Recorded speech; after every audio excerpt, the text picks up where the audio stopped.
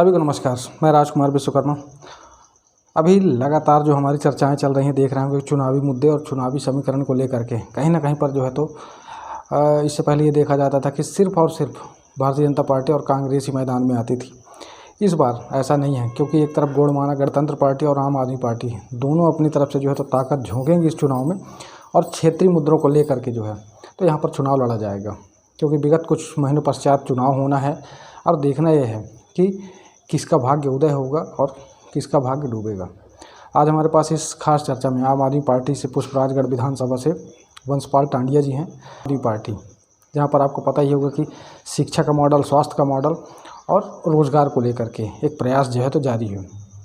आज ऐसे ही कुछ क्षेत्र की चर्चाओं को लेकर के आज हम पुष्पराजगढ़ विधानसभा आए हुए हैं, जहाँ पर हमारे साथ वंशपाल टांडिया जी हैं। तो चलिए इनसे जानते हैं कि पुष्पराजगढ़ विधानसभा को लेकर के जो है तो क्षेत्रीय मुद्दों को समेत और भी कौन कौन सी अव्यवस्थाएं हैं जिन पर काम करने की आवश्यकता है। वंशपाल जी, मैं सबसे पहले आपसे जानना चाहूँगा कि इस क्षेत्र की गतिविधियाँ क्या हैं। सर्वप्रथम आपको बताना चाहूँगा मैं, ये पुष्पराजगढ़ क्षेत्र एक आदिवासी अंचल क्षेत्र है। यहाँ के लोग जंगल, पहाड़ और बीहड़ क्षेत्र में निवासरत हैं। तो रोज़गार और पलायन के मुद्दे को लेकर के आप क्या कहना चाहें, क्योंकि आपकी इस पुष्पराजगढ़ विधानसभा को पाठे गांव के नाम से भी जाना जाता है, तो आखिर ये किसकी देन है? ये जो आपने बहुत बढ़िया प्रश्न किए हैं, पाठे गांव, ये जो पुष्पराजगढ़ क्षेत्र है ये पठार का एरिया है अपना पुष्पराजगढ़ क्षेत्र।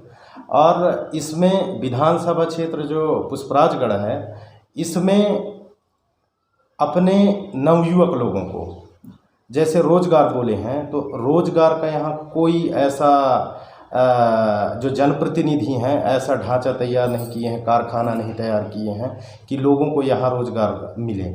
इसलिए यहाँ के लोग अधिकांशतः ये बाहर पलायन करते हैं रोज़गार के तलाश में, मजदूरी के तलाश में। बड़े बड़े जगह जैसे सूरत हो गया, गुजरात हो गया, दिल्ली, छत्तीसगढ़, महाराष्ट्र में जाते हैं काम करने के लिए। और अभी आप देखिएगा 2 से 3 दिन बाद रक्षाबंधन है और दिवाली याद आएगा, है ना। और फिर मुख्य रूप से वोट देने के लिए ही मात्र युवा वर्ग आते हैं यहाँ और त्यौहार में आते हैं, नहीं बाकी दिन यहाँ से बाहर रहते हैं रोज़गार के तलाश में, काम के तलाश में।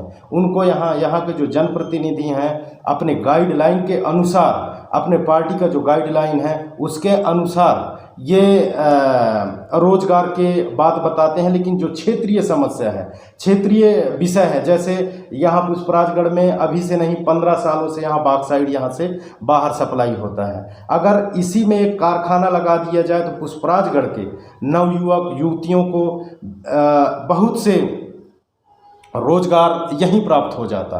लेकिन जो जनप्रतिनिधि हैं ऐसा नहीं सोचते हैं कि पुष्पराजगढ़ में विकास हो और यहाँ के युवा और फिर बेरोजगार लोगों को यहीं रोज़गार मुहैया कराएं, ऐसा इनके विचारों में नहीं आता है। इसलिए ये जो है तो किसी तरीक़े से इस संबंध में बात नहीं करते हैं कि यहाँ कारखाना हो बाक्साइड का। दूसरी बात है, आप यहाँ से पुष्पराजगढ़ के पूर्वी क्षेत्र में गर्मी के समय में टमाटर का खेती करते हैं और यहाँ से टमाटर आपके छत्तीसगढ़ एरिया में बिलासपुर तक यहाँ से टमाटर जाता है।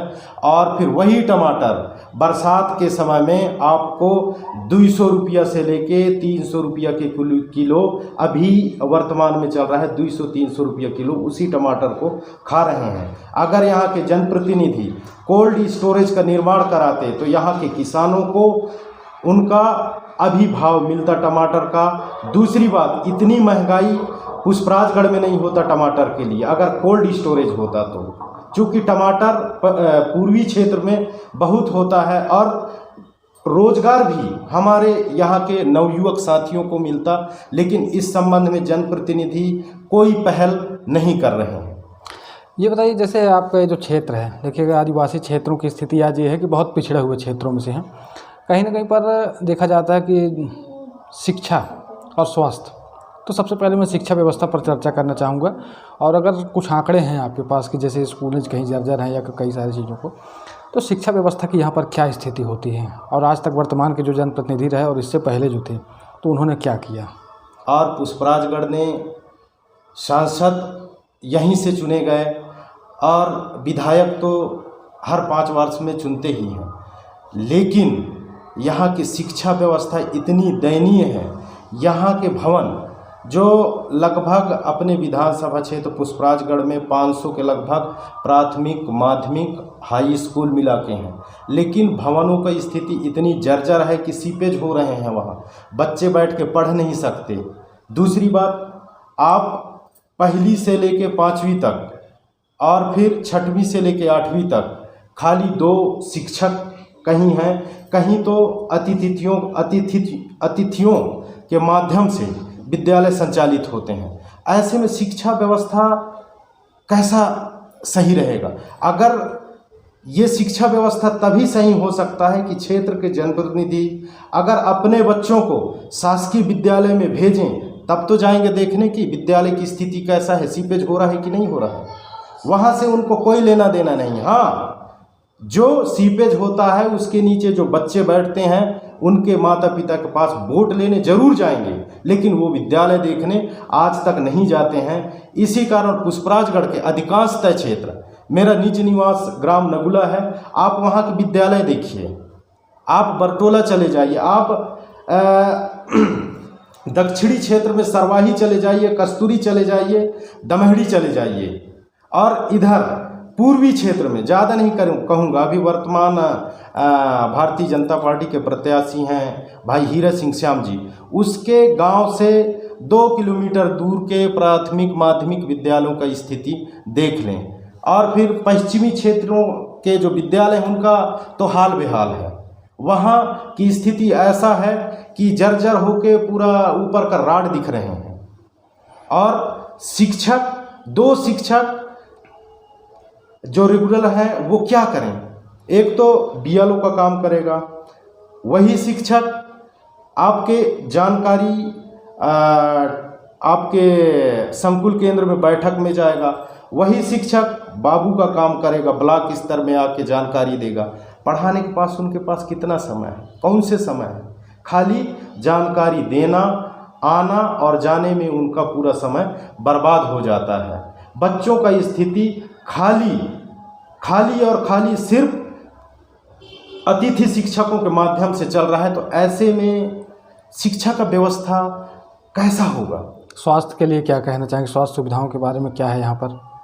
मैं आपको बताना चाहूँगा, हमारे पुष्पराजगढ़ क्षेत्र के जो जनप्रतिनिधि हैं, माननीय सांसद महोदय और माननीय विधायक महोदय के निज निवास गृह से लगभग 500 मीटर की दूरी में सामुदायिक स्वास्थ्य केंद्र पुष्पराजगढ़ है।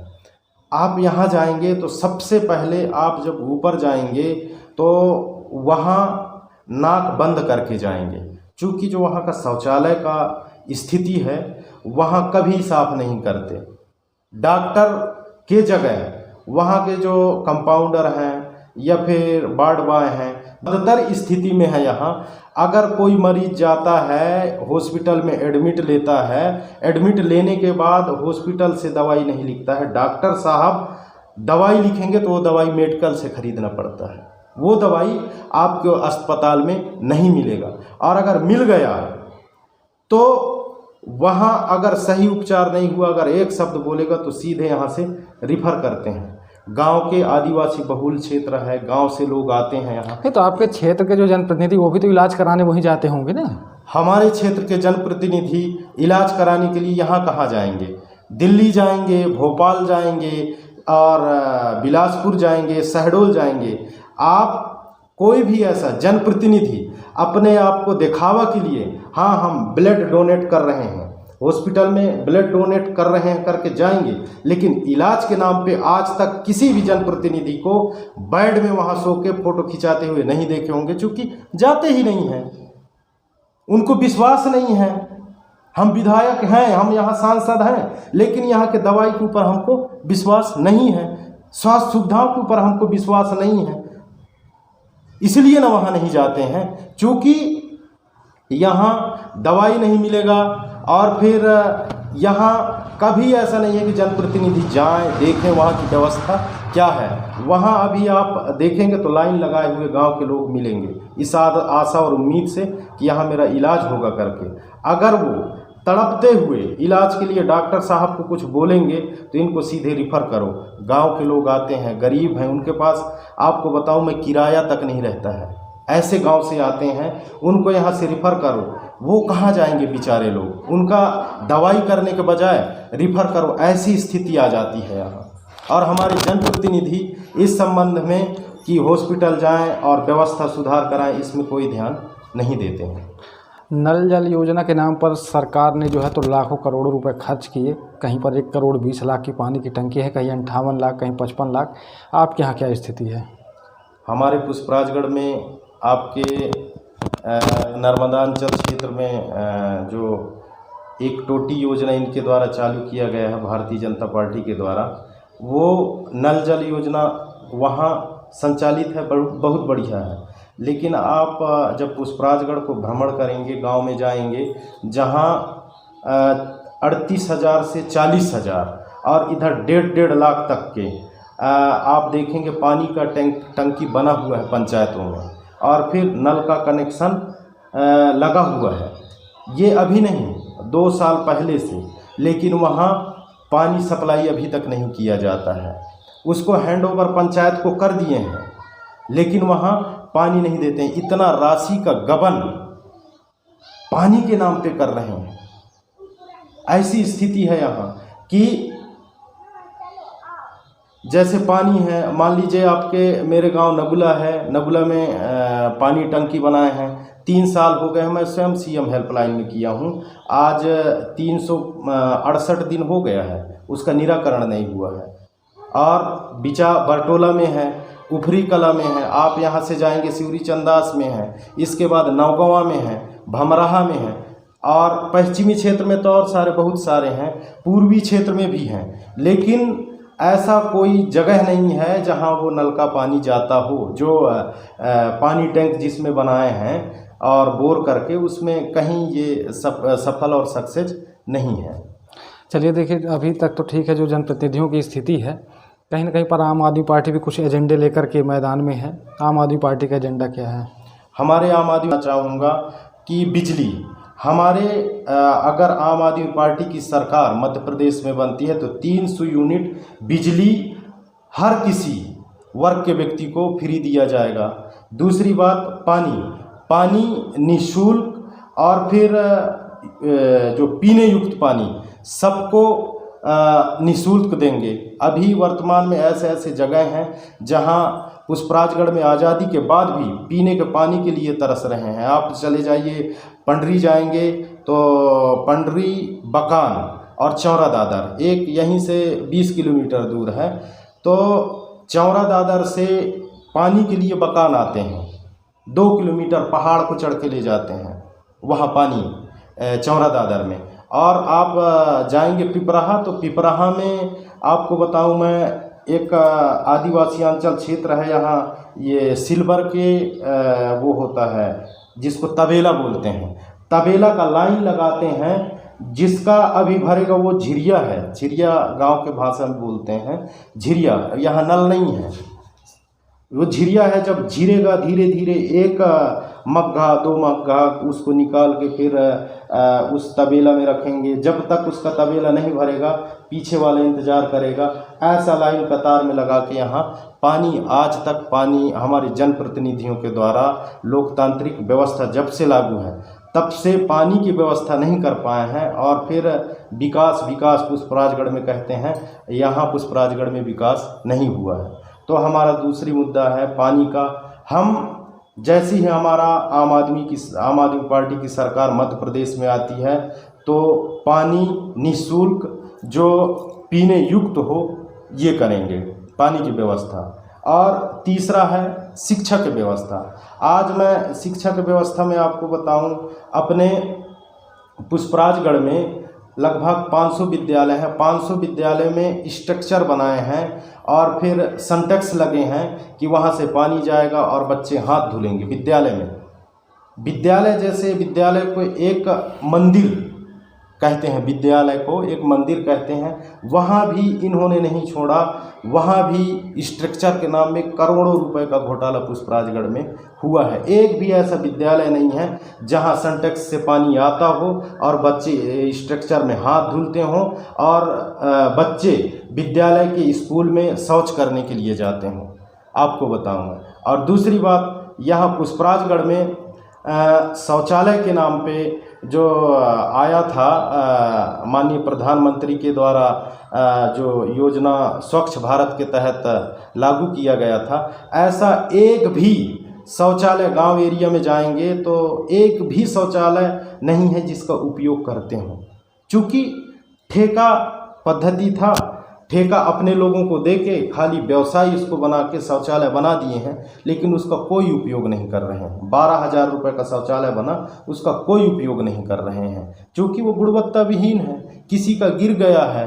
और दूसरी बात, जो शौच का टंकी है वो पूरा धंस गया है, 2 महीने से इससे ज़्यादा उपयोग नहीं किए हैं। ऐसा स्थिति। स्वास्थ्य के लिए क्या एजेंडे हैं आपके पास? स्वास्थ्य के लिए हमारा जो शीर्ष नेतृत्व के द्वारा जो गारंटी कार्ड है हमारा आम आदमी पार्टी का, उसमें निःशुल्क स्वास्थ्य जांच निःशुल्क होंगे। जितने भी तरीक़े से जांच हैं वो निःशुल्क जांच होंगे। इसके बाद फिर मेडिसिन्स, जो भी दवाई हैं वो आपके स्वास्थ्य केंद्र में ही अवेलेबल होंगे निःशुल्क। ये हमारा जो है तो आम आदमी पार्टी की एजेंडा है स्वास्थ्य में। और स्वास्थ्य सुविधा में मान लीजिए स्टाफ हो गया, सीधी सी बात है, अगर हम स्वास्थ्य सुविधा देंगे तो उस हिसाब से हमारे डॉक्टर बढ़ेंगे, इसके बाद स्वास्थ्य कर्मी बढ़ेंगे, इसके बाद जो वार्ड बॉय हैं, क्योंकि स्वच्छता में भी तो जाना है, तो शौचालयों की स्थिति साफ सुथरा मिले तभी तो स्वस्थ रहेंगे। अब आप अस्पताल जा रहे हैं और वहाँ आप नाक नहीं रख पा रहे हैं, वहाँ शौचालयों की बदबू और बाथरूम की बदबू, गंदगी, साफ सफाई है ना। तो सबसे पहले स्वास्थ्य में हम मेडिसिन और फिर निःशुल्क जांच अगर आम आदमी पार्टी की सरकार बनती है तो स्वास्थ्य में देंगे। भ्रष्टाचार की बात आपने कही, भ्रष्टाचार के लिए कैसा एजेंडा है? अगर लोकतांत्रिक व्यवस्था में हमारे पुष्पराजगढ़ में अगर भ्रष्टाचार नहीं होता तो शासन का जो राशि पुष्पराजगढ़ के विकास के लिए आता है, निश्चित तौर में पुष्पराजगढ़, आज मैं जो कह रहा हूँ, एक एक बूंद पानी के लिए तरस रहे हैं पुष्पराजगढ़ क्षेत्रवासी, पश्चिमी क्षेत्र में हैं, तो ये नहीं होता। क्योंकि आप देखे होंगे नर्मदा प्राधिकरण अमरकंटक के लिए लगभग 3 साल पूर्व 3 लाख करोड़ का बजट यहाँ भेजा गया था, लेकिन ज़मीनी स्तर पे वो दिखाई नहीं देता है। कहाँ है वो राशि, उसका उपयोग कहाँ किया गया है अमरकंटक में, ये दिखाई नहीं देता है। दूसरी बात, अभी आप वर्तमान में देख रहे हैं विधायक निधि से, जहाँ नल नहीं है, पानी की व्यवस्था नहीं है, वहाँ के लोग कुआं और झिरिया से पानी पीते हैं। ऐसे जगह में खाली एक आप देखेंगे प्रतीक्षालय, विधायक निधि से माननीय विधायक महोदय के द्वारा बड़े बड़े अपना फोटो बैनर लगवा के प्रतीक्षालय बनवाए हैं वहाँ, लेकिन नल नहीं भेज सकते वहाँ, पानी पीने की व्यवस्था के लिए नल नहीं भेज सकते। इस पुष्पराजगढ़ में जो कुछ विकास हो रहा है कागज में हो रहा है, यहाँ ज़मीनी स्तर में विकास नहीं हो पा रहा है। इसलिए आप देखेंगे सरई से पटना मार्ग, सरई से ये पटना लांघा टोला मार्ग है, यहाँ के लोग इतना त्रस्त थे इस रोड के लिए कि 2-2 बार मुख्यमंत्री के द्वारा घोषणा किया गया। माननीय संसद महोदय जब गुजरे तब उपचुनाव में माननीय मुख्यमंत्री जी के द्वारा घोषणा किया गया था कि तत्काल इसका भूमि पूजन होके और रोड निर्माण किया जाएगा, लेकिन रोड के मांग करते करते पश्चिमी क्षेत्रवासी परेशान हो गए और फिर यहाँ ये पुष्पराजगढ़ क्षेत्र को अंतिम छोर जो कुमनी, कोड़ार, बड़ी तुम्मी है, वहाँ के क्षेत्र को जोड़ने के लिए एक मुख्य मार्ग है जो 180 किलोमीटर लगभग यहाँ से एरिया है पुष्पराजगढ़ के। वहाँ के लोग आते हैं, यहाँ कोर्ट है, थाना है और तहसील काम से, न्यायालयीन काम से, वहाँ से अगर चलेंगे आज जाएंगे तो फिर रात उनको यहाँ रहना पड़ेगा, तब दूसरे दिन फिर यहाँ 9-10 बजे पहुँचेंगे। ऐसा बहुत बड़ा क्षेत्र है और उन क्षेत्रों में आज रोड के लिए तरस रहे हैं। रोड चलने के लिए नहीं है। आप जाएंगे अभी बरसात में तो आप चल नहीं सकते हैं, गाड़ी से नहीं जा सकते हैं, आप पैदल जाएंगे वहाँ। और दूसरी बात, वहाँ विकास की बात है तो उधर ना जनप्रतिनिधि जाते और ना ही शासन प्रशासन वहाँ के लोगों को जाके नहीं देखते हैं। वहाँ बीहड़ क्षेत्र में, ग्रामीण क्षेत्र में और फिर जंगली क्षेत्र में हमारे आदिवासी लोग बसे हुए हैं। मात्र जब इनका विकास का पिटारा, जब चुनाव का समय आता है तो 1 साल से इनका विकास का पिटारा खुलता है कि हम ये करवाएंगे, इसका भूमि पूजन करेंगे, उसका उद्घाटन करेंगे। बस यही 1 साल, जब चुनाव का समय आएगा तो 1 साल से इनका विकास का पिटारा खुलता है, बाकी 4 साल तक बंद रहता है। और फिर इसी तरीक़े से करके पुष्पराजगढ़ को भ्रष्टाचार के दलदल में धकेले हुए हैं। बहुत बहुत धन्यवाद वंशपाल जी। कम से कम आपने इस क्षेत्र की बात को रखी और क्षेत्र की जो भी मूलभूत सुविधाएं हैं और जो समस्याएं हैं यहाँ पर की, क्योंकि देखिए ये कई वर्षों से लगातार चला आ रहा है। तो अभी हाल फिलहाल क्या है, देखिए चुनावी माहौल है जो आप कह रहे हैं, उसके आधार पर भी और जो क्षेत्र की स्थितियाँ हैं, अब देखना है कि आने वाले समय में, क्योंकि चुनाव में भाग्य विधाता कौन होगा और कौन इस क्षेत्र के लिए वरदान साबित होगा। तो चलिए, ऐसी कुछ खास चर्चाओं के साथ अगली कड़ी में हमारी मुलाकात फिर होगी, ऐसे ही मुद्दों को लेकर के, स्थानीय, क्षेत्रीय और विधानसभा को लेकर के। तो अगली कड़ी में हमारी मुलाकात फिर होगी। मैं राजकुमार विश्वकर्मा, धन्यवाद।